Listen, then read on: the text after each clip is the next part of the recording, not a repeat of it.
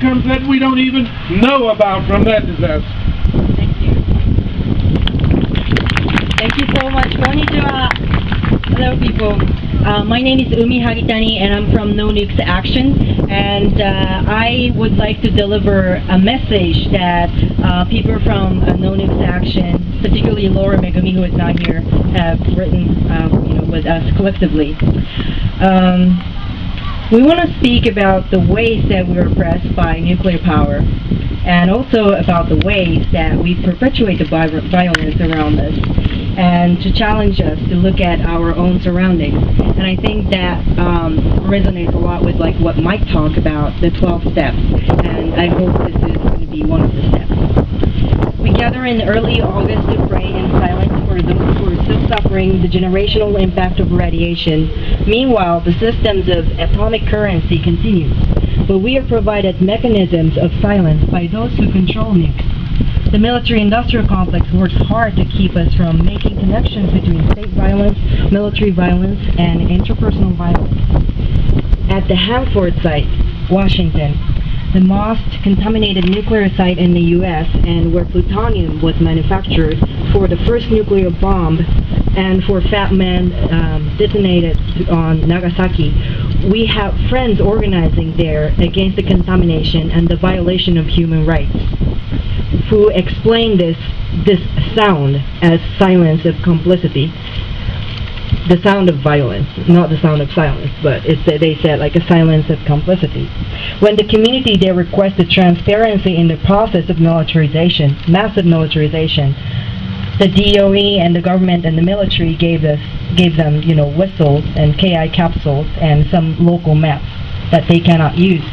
That's the silence, and that's the sound that we hear.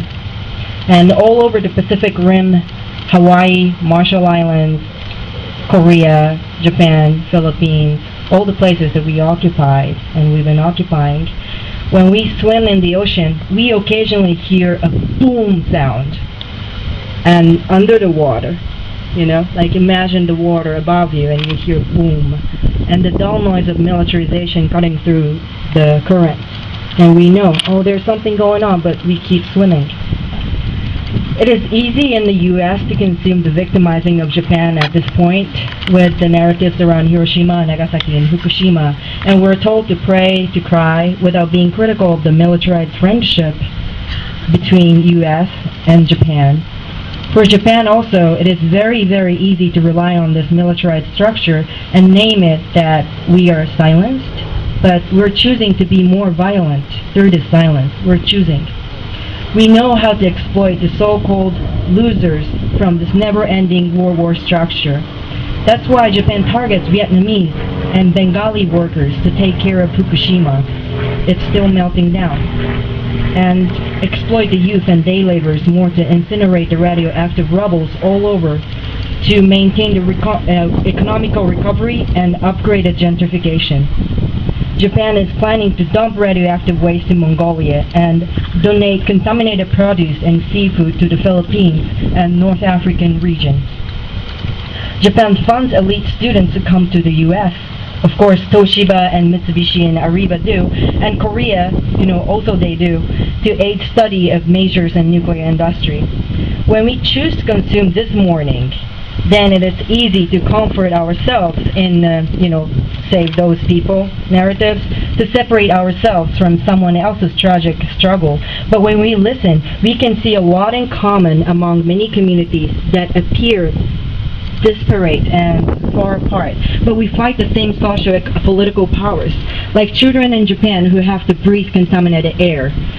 Your children in cities cough and get asthma because the air is too polluted.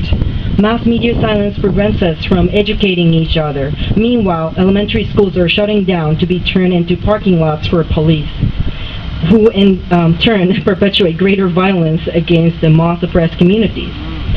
When we consume this morning, it is easy and comforting to separate ourselves from someone else's. But right now, we have to think about, for example, two of the important, the messages that we've been telling ourselves. We're reaching out to the point where we can decolonize ourselves by thinking about those. One is radiation has no borders. The other one is not in my backyard. my friends from Hanford said, what's in our backyard? And this is an important and consensus messages we're getting. Many downwinders and many downstreamers like us here in the Livermore know what it means. What is the political distance? And as people at the Hanford rally said, like, we have to embrace that we are actually crawling on the ground and we are radiated. So that's one of the questions that we would like to keep asking ourselves, and not only about like, oh, this is the given sound, but we have to be really listen to the silence, and then hopefully like we can make more noise. And one of the things that we do right now is like we have the sun goddess over there, like talking to the people, and she's right behind you, and she's the sun goddess from Japan, but as the Japan claims the ownership to the sun, depending on its very imperialistic and ethnocentric agenda, and they go out in Olympics with the rising sun flag, we reclaim the sun. That sun belongs to everybody, and we can reclaim our lives, instead of like going to the nation-state's power. One announcement: we're having a protest at the Consulate General of Japan tomorrow, Monday, from between 2 and 5, and we protest Japan for its decision to restart its nuclear reactors again, and while not protecting people. And we're being exposed to the radiation. So we're going to talk a lot about it. And we're also marching down to the PG&E, can talk about shutting down the nuclear power plants in California also. And yeah, there's a petition going, so if you can sign up, it's great. And come to our website. It's nonukesAction.wordpress.com. Thank you, and thank you so much, especially to the people who are organizing this. Like, you're great inspiration, and thank you to the community. And thank you.